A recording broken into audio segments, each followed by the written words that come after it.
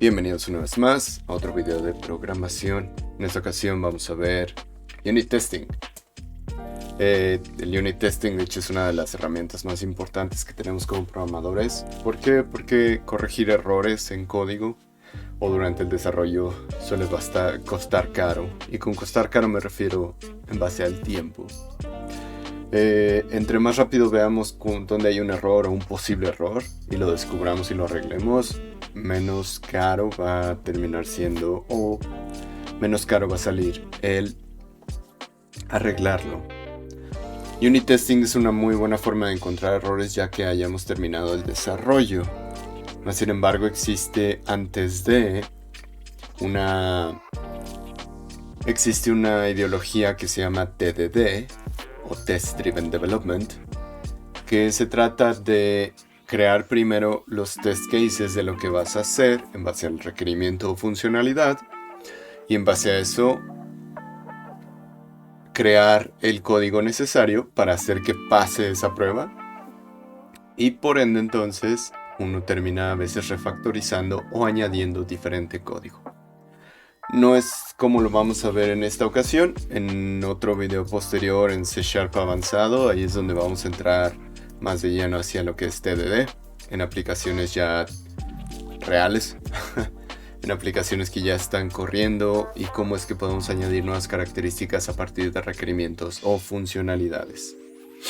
Ahora, Microsoft tiene lo que es por default tiene MS Test y NUnit, que son frameworks para testear.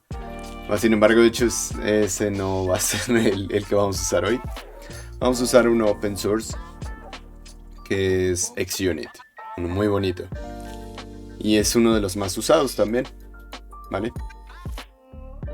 Para entender cuáles son los tipos de testing, tendremos que empezar primero, pues obviamente el que estamos viendo, el Unit Testing, que se encarga de poner las unidades, por así decirlo, de código en la más pequeña versión que se pueda. Usualmente se hace a métodos o a funciones. Y esto es básicamente probar la función en aislamiento solo a la función. Mas sin embargo, existen otros tipos de testing que involucran diferentes cosas. El segundo de ellos es Integration Testing o testeo de integración, que son a través de componentes, a través de todo un sistema que funcionan para...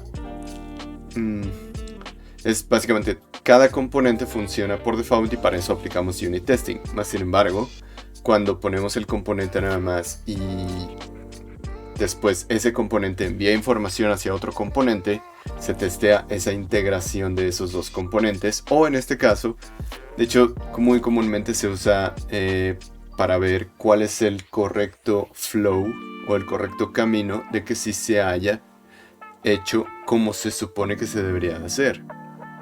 Imaginemos, una de las cosas más simples es el login. ¿Qué pasa cuando el login mi usuario no me dio su contraseña correcta? O cuando en el login me dio su username incorrecto. Cuando me dio ambos, cuando solo me dio uno de los dos. ¿Qué pasa cuando el sistema ni siquiera cuando detecta que no está conectado a internet? O que la base de datos está caída. Entonces, todas estas caminos de posibles resultados es cuando entra el Integration Testing, ¿vale? Otro se llama System Testing, que es básicamente desde inicio hasta fin. Todo lo del sistema. Testear todo. Pueden ser muy caras esas pruebas, de hecho.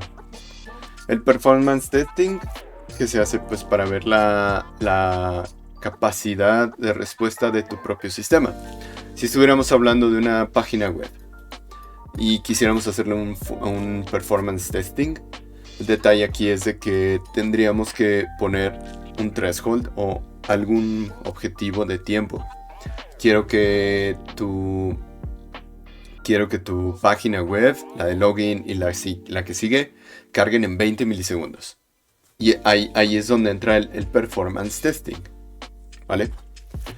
El load testing, de hecho, el load testing se refiere a cuánta es la carga que puede soportar mi sistema. Y esto depende mucho de, también aquí se hacen ciertos análisis que usualmente tiene que ver con cuántos usuarios posibles son los que van a estar al mismo tiempo usando mi aplicación. Aquí es donde se ve, por ejemplo, pues voy a tener 10.000 usuarios concurrentes en X número de horas. O en la hora pico o en las horas bajas voy a tener X número de usuarios concurrentes. Este tipo de testing de hecho se hace para saber la escalabilidad del servidor que estamos usando. Cuándo sí poner o cuándo no poner un servidor más grande, ponerle más RAM, más espacio en disco duro, a tratar de hacer réplicas de la base de datos, etc. Y el último hecho es el testeo de User Acceptance, que es básicamente que el usuario está feliz porque puede hacer todo su trabajo y todo lo que se supone que tenía que hacer dentro de la aplicación. ¿Va? Lo primero que vamos a hacer de hecho es pues crear una librería que necesite testeo. ¿Vale? Vamos para allá.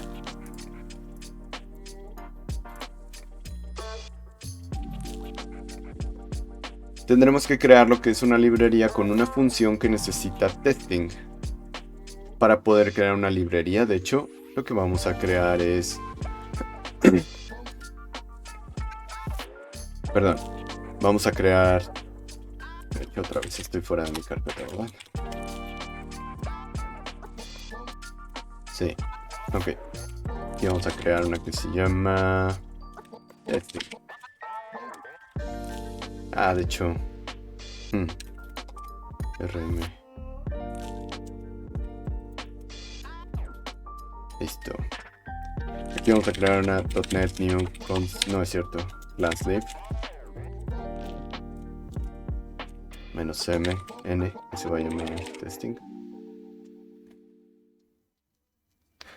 No, espera. No, sí tenía razón en haber creado, de hecho, el otro. Y dentro de testing, ahora sí, .NET New class live. Perdón. Y de aquí le vamos a llamar new class live, que se va a llamar calculator live. Y lo estoy haciendo bien, ¿verdad? Sí, todo bien.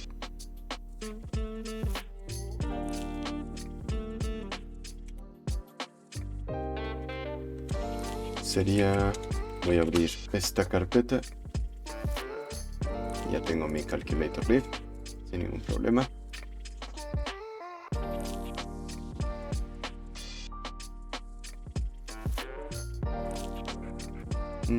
Debería de agregar de una vez, de hecho. Desde aquí mismo voy a agregar lo que es .NET New Console, ¿no es cierto? .NET New XUnit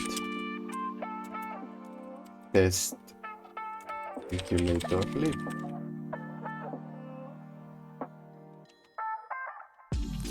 Vale.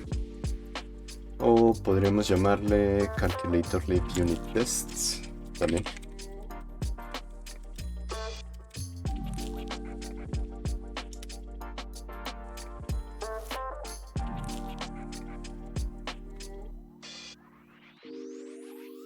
Y listo, debería aparecer aquí, ¿sale? Lo que tenemos que llegar a tener como resultado pues es una librería que tiene una clase 1 y un unit test. Ahora, dentro de lo que cabe de esta parte, lo primero que vamos a hacer es que le vamos a cambiar el nombre, de hecho, a nuestra clase. Pueden usar con clic derecho rename o F2 sin ningún problema.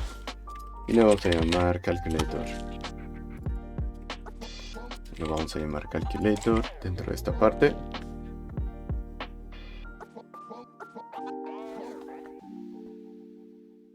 Y de aquí lo que vamos a hacer es que vamos a crear pues nuestra bonita función. Public double add doble A, doble B. Un clásico ejemplo muy simple. Return A por B. Vale. Una vez que lo terminamos, de hecho lo único que vamos a hacer es que vamos a... De hecho voy a crear dos terminales. En la primera voy a dirigirme o conectarme desde la terminal hacia CalculatorLive. Y dentro de CalculatorLive, una vez que termine de escribir mi función que voy a probar, voy a usar .NET Build. Vale. Me aseguro de que no haya ningún error. Y ahora sí puedo pasar, de hecho, a nuestro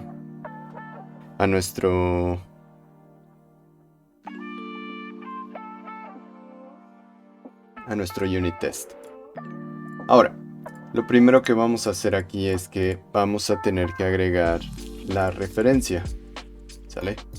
Para poder agregar la referencia, porque necesitamos usar una función que no existe dentro de mi proyecto de unit test, lo que voy a tener que crear es que voy a tener que añadir la referencia.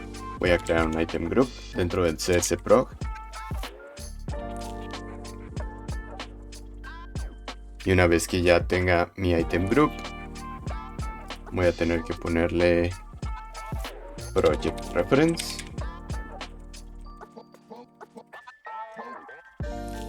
Y dentro de este mismo, lo que vamos a hacer es, vamos a decirle dónde está el csprog de quien quiero agregar.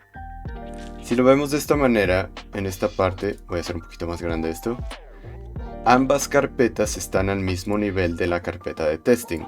Mas sin embargo, el csprog de CalculatorLive Unit Tests está dentro de esta carpeta. Lo que tengo que hacer es primero salirme de esta carpeta, entrar a la carpeta del CalculatorLive y después acceder al calculatorlive.csprog.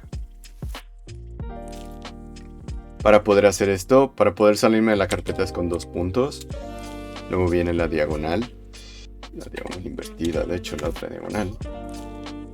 Voy a ingresar a CalculatorLive, la otra diagonal, calculatorlive.csprog.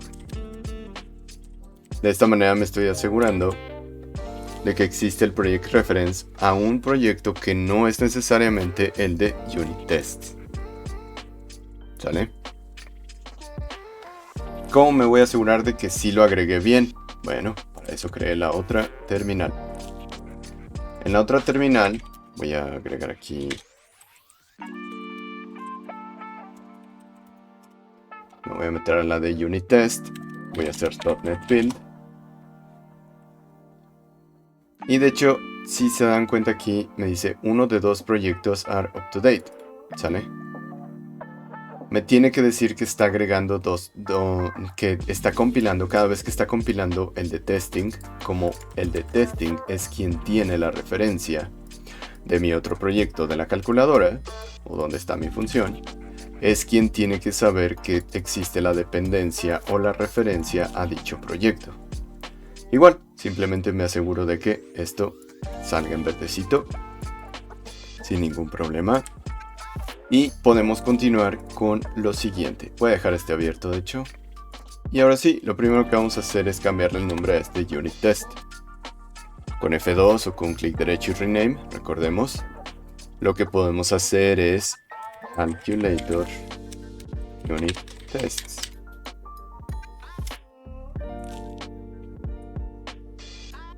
Y de aquí lo vamos a poner igual, calculator unit tests. ¿Vale? Ahora, dentro de una unit test, lo que estamos haciendo es, lo que vamos a tener que hacer es crear funciones que prueban otras funciones. Eso es básicamente lo que tenemos que hacer cuando estamos hablando de unit tests. ¿Cómo podemos marcar a una función que sea probadora de otra función? Para eso existe este argumento que se llama fact. ¿Vale? Dentro de fact, lo que tenemos que hacer es que cada función que esté encima de ella como fact va a ser marcada para que pueda ser probada. Ahora bien, ¿cómo se supone que debemos probar algo? Imaginemos el caso en el que ni siquiera es nuestro. Imaginemos que hay un ejemplo donde nosotros no escribimos la función como lo acabamos de hacer hace ratito. Aquí empieza un poco en por qué se divide en tres partes en cómo es que se divide en tres partes el unit test. La primera es el range. De hecho es básicamente todas las partes o todas las variables necesarias para el input y output que se espera. Declarar variables para input, para entrada y salida de la prueba. Bueno, podría poner y el esperado, ¿no? La segunda parte de hecho es el acto. Esta es la más sencilla de todas, porque esta básicamente es la llamada a la función que quiero probar. ¿Vale? Y el último de hecho es el assert. Esta es la última parte. De hecho de aquí se supone que puedes hacer una o varias asserts para asegurarte de que sí es cierto de que la prueba como la estás diseñando es correcta. En este caso, como vamos a probar una función que suma, por ejemplo, si sumamos 2 y 2, el esperado se supone que es 4. ¿Vale? Entonces,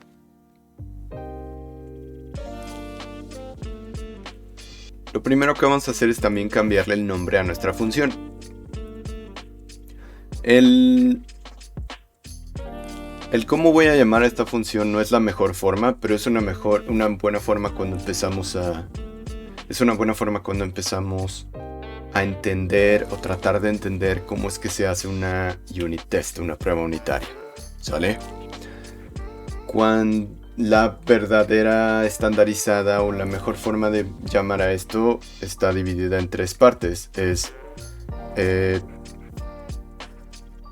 quién se supone que lo llama, qué se supone que debe de cuál es el caso que vamos a testear y cuál se supone que es el esperado. Usualmente se separan por 3 guiones bajos. ¿Vale? Por 2 guiones bajos, perdón. Y son 3 partes, necesito n-1, son 2 guiones bajos. Lo primero que vamos a hacer es, vamos a testear pues, el ejemplo que tenemos aquí, ¿no? Testing at 2 and 2. Y lo primero que vamos a hacer es definir la range. Otra vez, ¿cómo voy a testear 2 y 2? Bueno, pues necesito poner mis variables, ¿no? A testear. La primera variable que contiene a 2. La segunda variable que también contiene a 2. Y el esperado. El esperado, pues, 2 más 2 es 4. ¿Vale? Y pues si necesito, aquí es de hecho donde necesito también crear el objeto que contiene a la función que quiero testear. En este caso, como es una clase que se llama calculator, ¿sale? Necesito crear una instancia de calculator. Calculator. Calc. Pues new. ¿Vale? Ok. Creí que me iba a decir que tenía que añadir.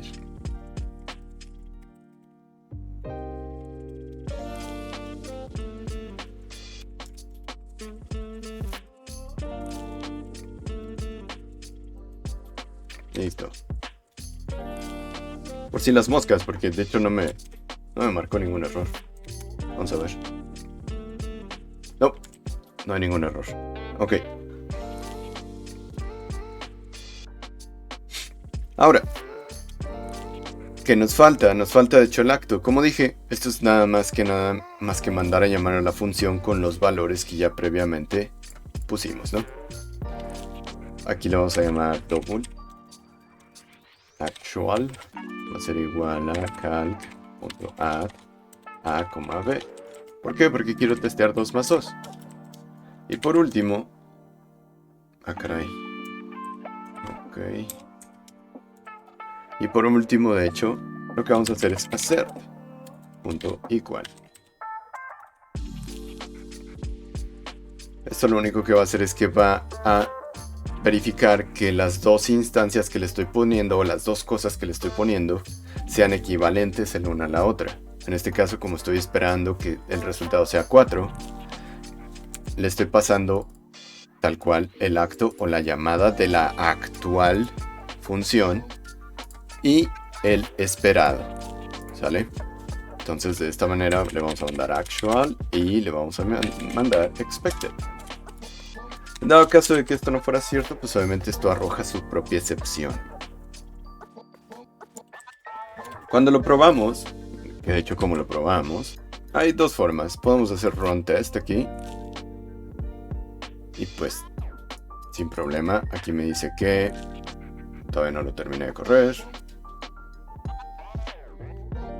Ok, me dice que el total de test fue 1, el que pasó fue 1, fallaron 0 y se saltaron 0.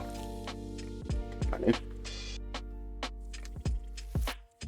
La otra sería también usando la terminal .NET Test. Y aquí me dice que, otra vez, pasaron 1, fallaron 0, se saltaron 0 y el total es 1 y la duración. La forma en la que quieran usarlo no es ningún problema. Ahora, entre más diferentes tipos de pruebas tengamos, obviamente mejor va a ser nuestra forma de tratar de ver o no descifrar, sino encontrar errores en temprano tiempo del desarrollo. ¿Sale? Una segunda podría ser, pues ahora 2 y 3. Más sin embargo, obviamente no me puedo ir con números infinitos, así como de ahora voy a testear 3 y 2. O voy a testear 1 y 1. O la tabla de 9. No. Una buena prueba unitaria usualmente toma lo que se le llaman edge cases, o casos que sabes que muy probablemente puedan llegar a fallar. Esa es una de las grandes ventajas que tiene el crear una buena prueba unitaria. Vamos a crear una segunda prueba, de hecho. Vamos a añadir fact. Vamos a añadir public void testing at 3 and 2. Y aquí vamos a copiar y pegar todo esto. Debe copiar y pegar toda la función, by the way, pero bueno. Y bueno, como dije, bueno, 2 y 3 para que no haya ningún problema. El expected es 5. Ajá. Y pues vamos a probar este en específico nada más. ¿Sale? Y me dice que falló. ¿Sale? Outcome failed. Me dice que el mensaje es que el equal falló. El esperado es 6, pero el actual es 5. ¿Por qué? Bueno, porque cometí un error al drede. Dentro de mi calculadora, pues obviamente puedo saber que en realidad esto 2 por 2 y 2 más 2 da el mismo resultado. Mas sin embargo, si de verdad era una función para sumar, y aquí es donde me puedo dar cuenta cuando este tipo de pruebas unitarias me permite saber hacia qué función es la que está fallando. Obviamente aquí tiene que ver muchísimo más también sobre ¿Qué es lo que quiero probar realmente? ¿Cuáles son los esperados? ¿Y cómo se supone que debería de ser la función? Esto también entra dentro de otro aspecto que se llama, pues, reducir las funciones a su mínima expresión. Lo que se supone que diga que haga la función es lo que se supone que tiene que hacer. ¿Sale? Es también una muy buena forma de saber y entender y tener código más limpio dónde es que falló. Hay una regla estandarizada que dice que funciones de más de 15 líneas ya la estandarización le dice ya empieza a oler feo, que es básicamente donde posiblemente necesites refactorizar o dividir una función.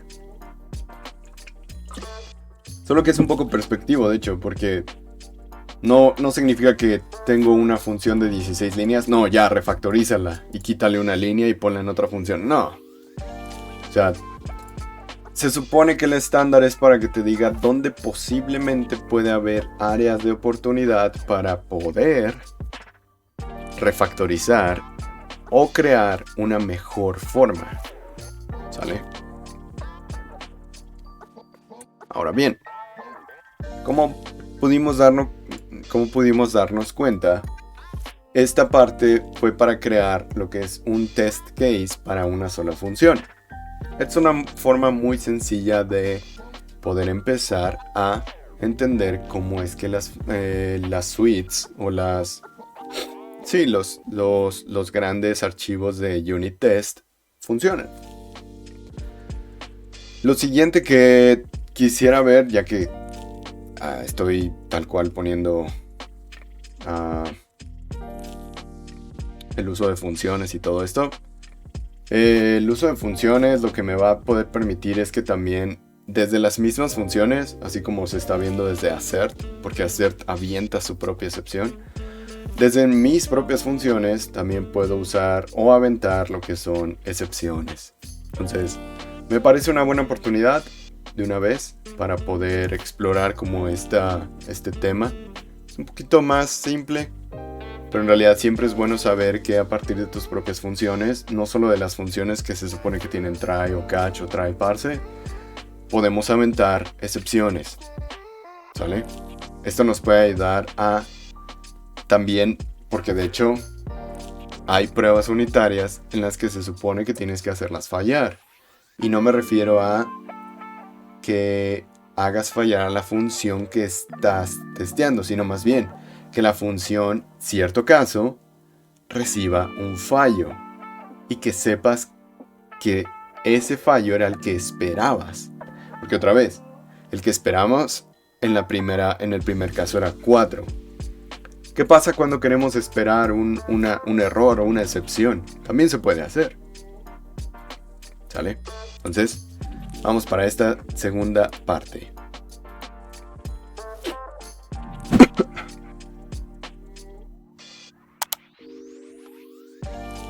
Para esta parte, de hecho, existen dos tipos de errores, en realidad, para los cuales vamos a poder arrojar excepciones. La primera sería cuando se le llama usage o errores de uso. Y el segundo es el error de ejecución.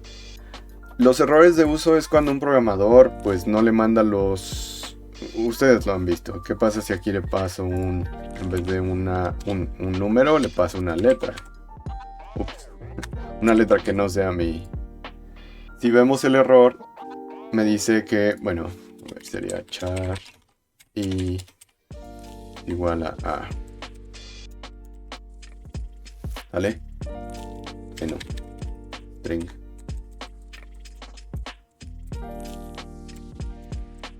Así mero.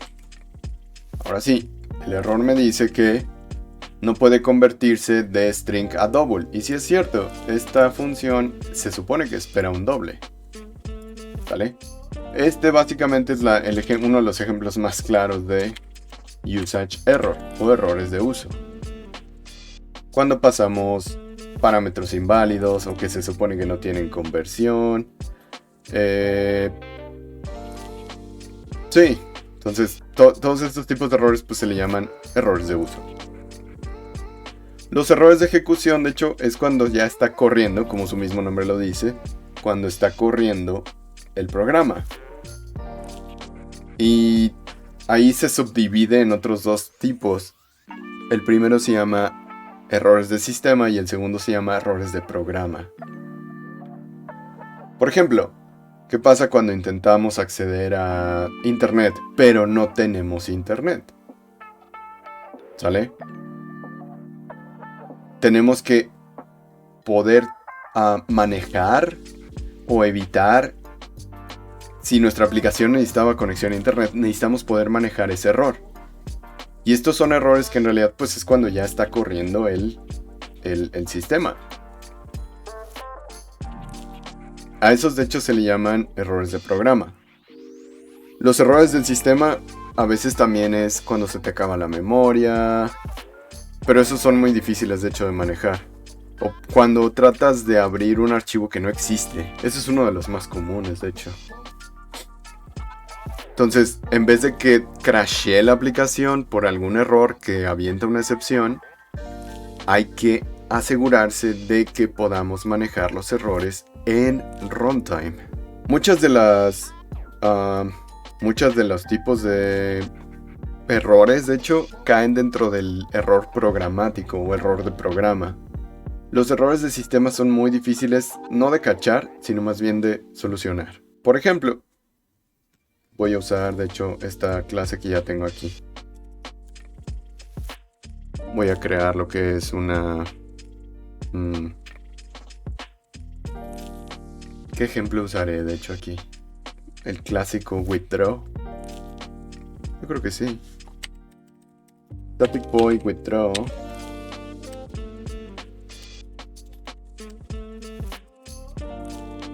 Le vamos a poner un nombre. ¿Cuánto quiere sacar? Y si el account name es nulo, aquí es donde vamos a empezar a arrojar nuestras propias excepciones.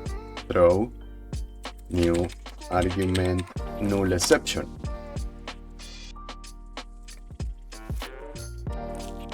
Le vamos a decir cuál es el parámetro que quiero decirle que es el que no me está mandando. Obviamente esto no va a ser legible para un usuario. Esto es legible para programadores. Pues sin embargo se están dando cuenta que en realidad pues no estoy teniendo un try catch aquí. ¿Sale? No estoy poniendo un try catch aquí. La realidad es de que si el account name, que es el nombre de la cuenta que me está enviando el usuario, es nulo o se le olvidó ponérmelo, pues obviamente yo le voy a tener que decir, oye, en vez de que falle esta cosa porque está tratando de acceder a un vacío, le voy a aventar una excepción y voy a dejar que quien se supone que usa esta función se encargue de manejar ese error. ¿Qué otro tipo de validación podemos hacer aquí? Si el amount es menor a 0, también podemos aventar un throw new argument exception, que sería, podemos enviarle el mensaje, ya ni siquiera especificarle cuál es el tipo, ¿no? Voy a usar la interpolación aquí, no, voy a usar la... No, sí, la interpolación está bien, que sería name of amount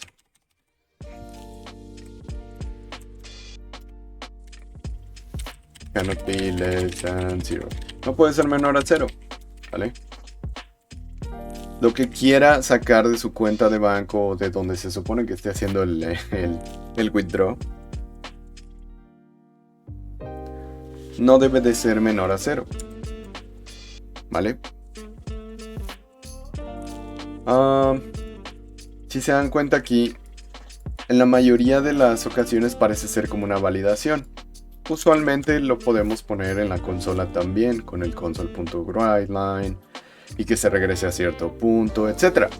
Mas sin embargo, para empezar a intentar entender cómo es que se funciona un sistema de logging, como lo expliqué en el video pasado, tenemos que también mandar esta información de cuándo es que falló, como dije en el video pasado. El logging me permite saber qué fue llamado, cuándo fue llamado, por quién fue llamado y qué fue lo que aventó de error. Este tipo de implementaciones me permite, de hecho, crear lo que es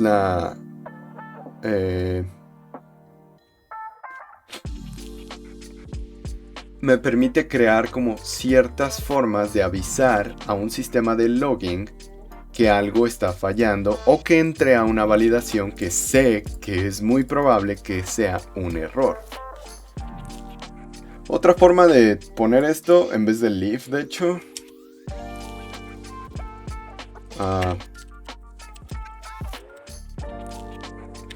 otra forma sin usar if, que de hecho sí existe, argument null exception punto throw if null, es exactamente lo mismo esto que esto. ¿Cuál prefieren usar? La que más se les haga cómoda, ¿sale? Aquí no hay preferencias, aquí no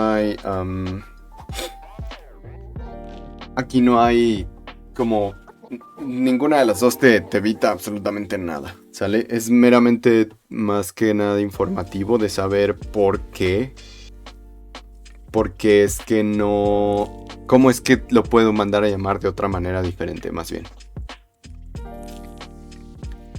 Ahora, creo que sí me voy a tener que aventar otro programa para esto.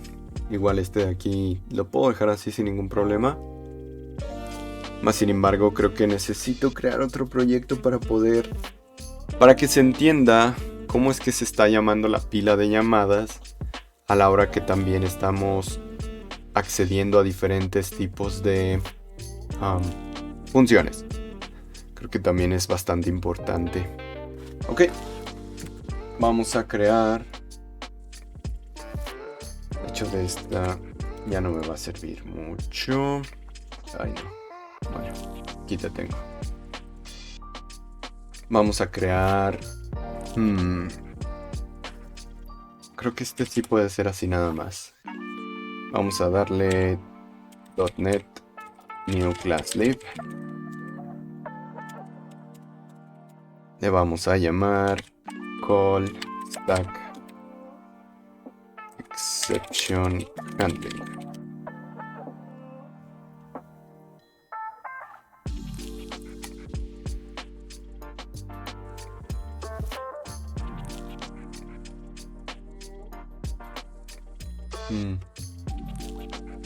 Vamos a meternos a la carpeta code. Abrimos esto, cambiamos el nombre de nuestra clase. Podría usar el mismo nombre que la otra, de hecho. Pues sí, está bien. Calculator.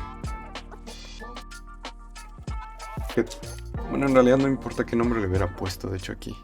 Pero bueno. Como si voy a usar el WriteLine, voy a agregar de una vez lo que es la llamada estática. Using static system.console.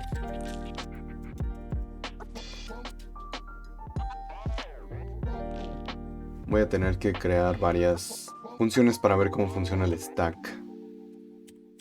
Public static void one, vamos a llamarle. Vamos a poner WriteLine in one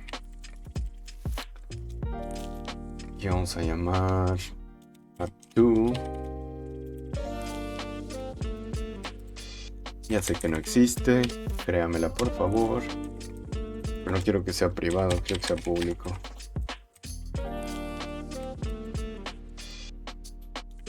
WriteLine in 2 3. Bueno, de aquí creo que con 2 puedo explicar lo que quiero explicar. file.opentext. Un error clásico. Not an actual file path. De hecho, aquí lo interesante va a ser que... Bueno, creo que sí lo puedo hacer. Voy a correrlo. Asegurarme de que no cometí ningún error. .NET build. Como siempre, mi dislexia. .NET build. Ok. Build succeeded. Sin ningún problema. Y lo que voy a hacer ahora es crear otro proyectito que se encargue de este. Que sería fuera de él. Va a ser .NET New Console. Call Stack Exception Handling.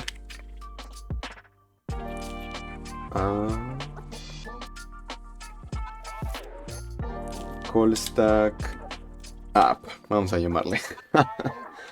Ya vi que al otro sí le llamé Call Stack Exception Handling.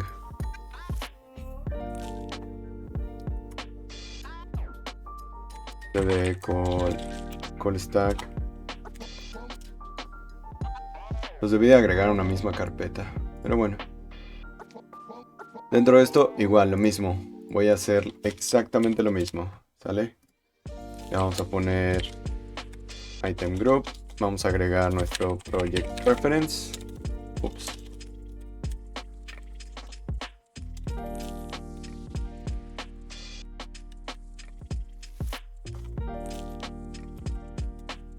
Achis. Project reference. Y pues aquí tenemos que saber cuál es en realidad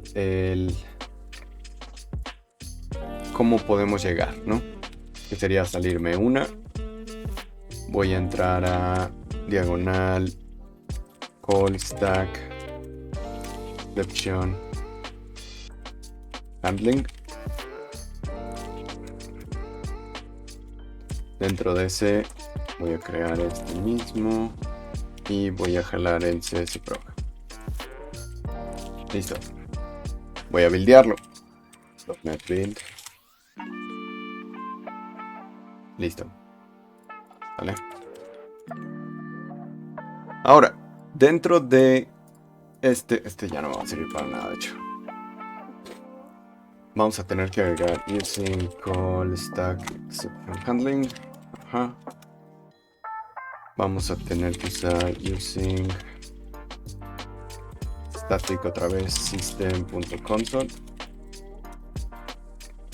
Aquí el detalle es de que como desde Net 6 ya no existe la función de main, lo hicieron minimalista. Ya no podemos ver literalmente la función de main. Sí lo podemos poner, de hecho podemos crear lo que es el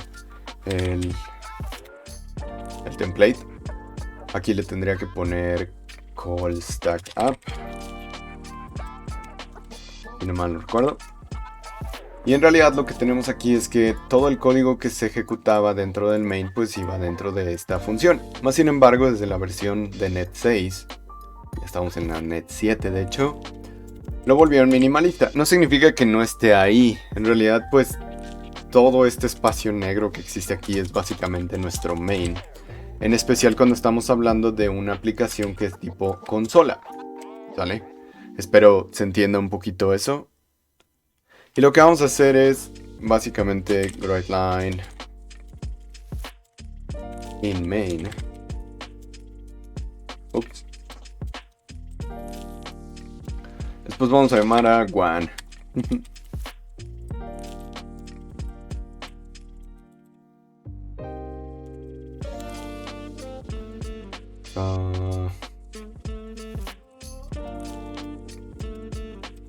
Bueno, a ver. Pero creo que lo voy a tener que volver a... Ah, sí. Esta no la hice estática. Jijijiji. Sí. Necesito volverla a correr.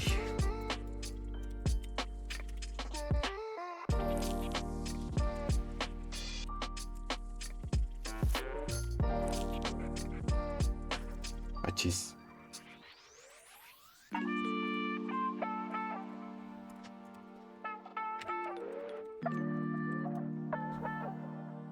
Listo.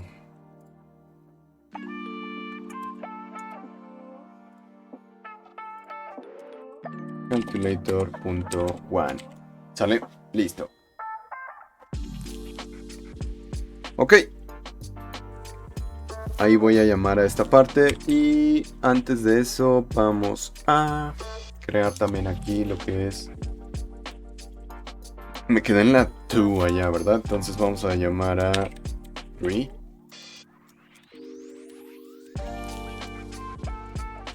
Void alpha 3. Red line in 3. Dentro de aquí vamos a mandar a llamar a 4. Void 4. Red line in 4. Aquí voy a tener que poner esto de acá.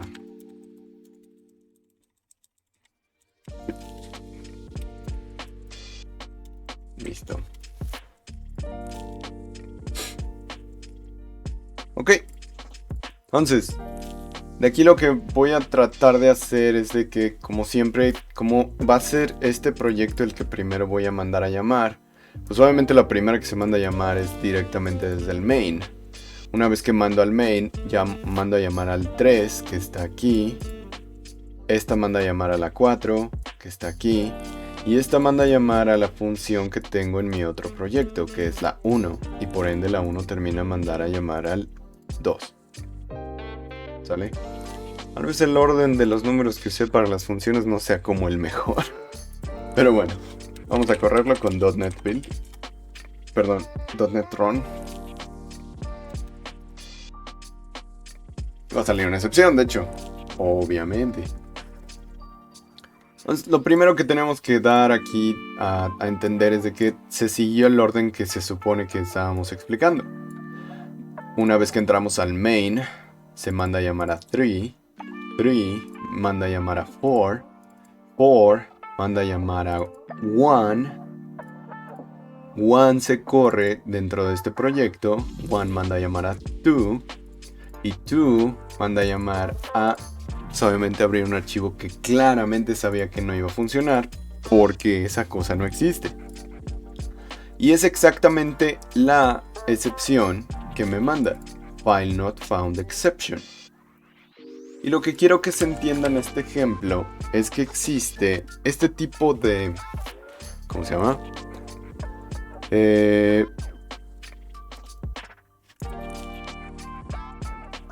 Este tipo de... ¿cómo explicarlo? Este tipo de stack o de llamadas, si se están dando cuenta, pues obviamente aparece de la... ¿cómo se llama? De la manera en la cual se fueron llamando, pero si se dan cuenta, desde el main al 3, al 4, al 1 y al 2. ¿Sale?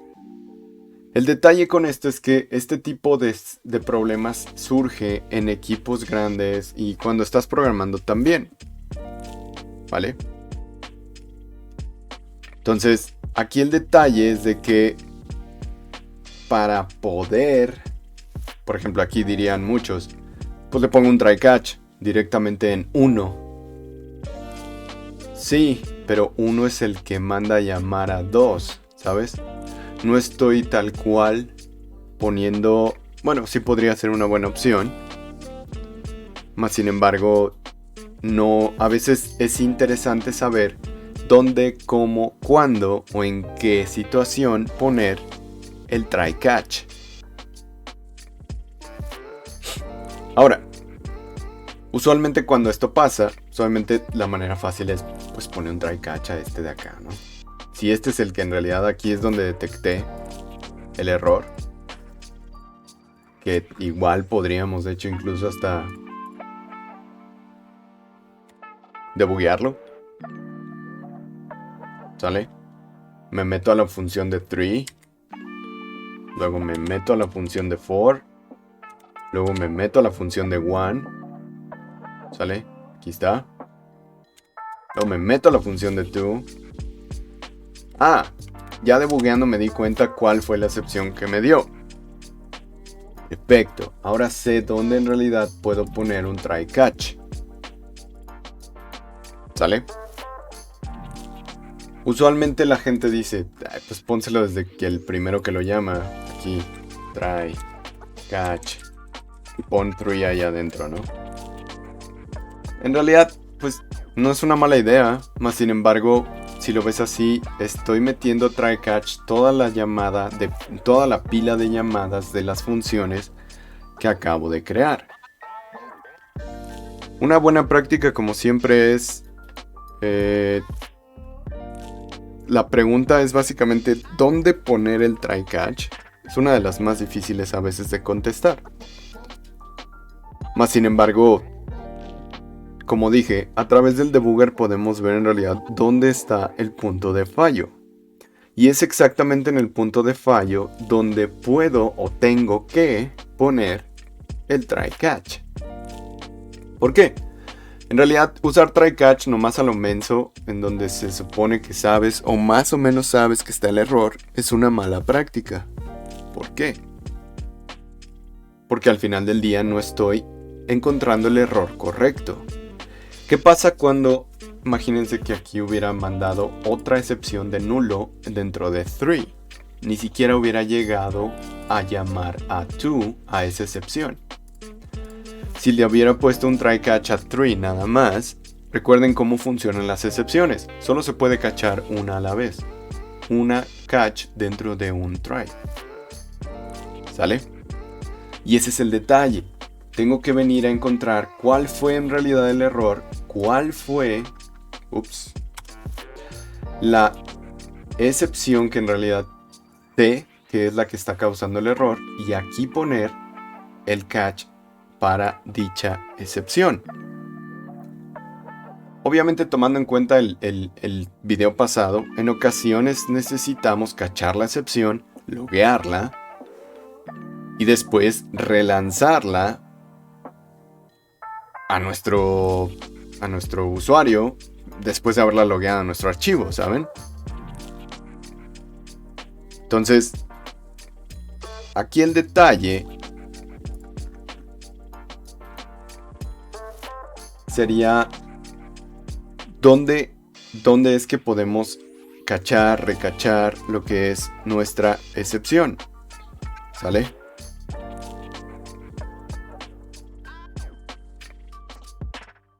Hay de dos. O es aquí, o es... Ay, perdón. O es aquí, o es aquí. ¿Sale?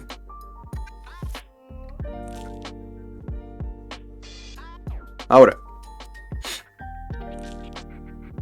¿qué pasa si las pusiera en un lugar donde no debería? Como dije, esto puede causar más problemas. Pero en realidad, ¿dónde es que vamos a poner o recachar estas excepciones? Imaginemos que queremos ponerlo dentro de esta parte, ¿sabes? Vamos a ponerlo. Try.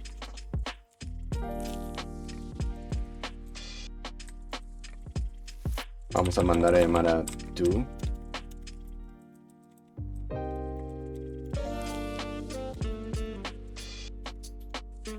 Tenemos que asegurarnos de que la excepción que queremos cachar pues es la que se supone que es. Recuerden que es IO exception, ¿sale? System.io. ¿Puedo hacerlo más específico? Sí, pero como esto lo estoy poniendo dentro del try, que manda a llamar a la función, que manda a llamar a la función que falla, pues este tiene que ser una excepción más generalizada. Log exception. Catch IO exception X.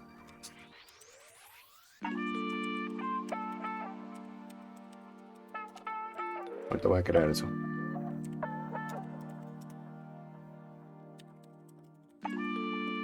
Throw X. ¿Sale? Throw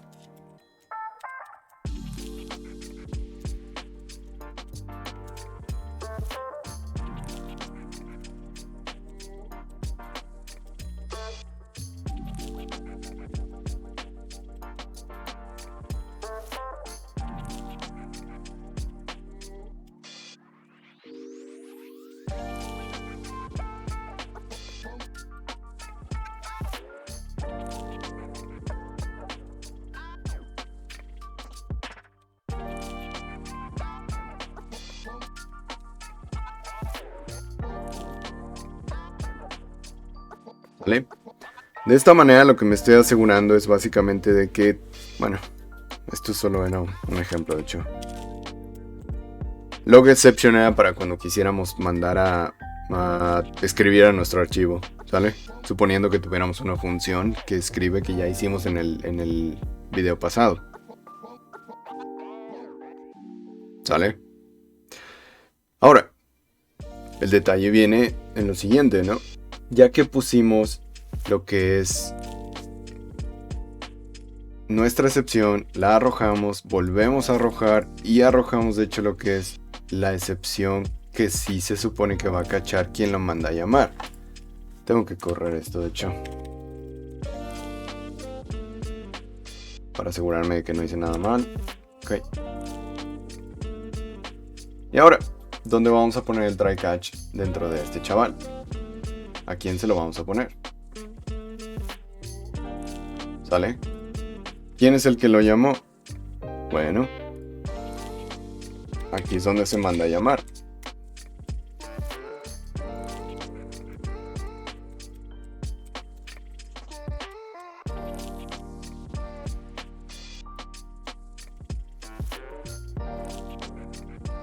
Que sería, pues, puede ser una generalizada, de hecho, system. Bueno, no, exception x. Sin problemas. Copy this.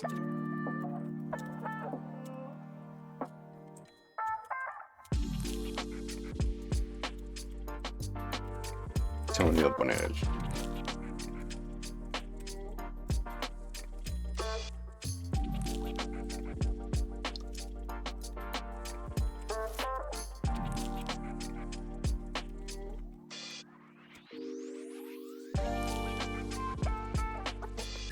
Y una vez que lo corremos, ok, ahora sí me dice que es copy this, ¿sale?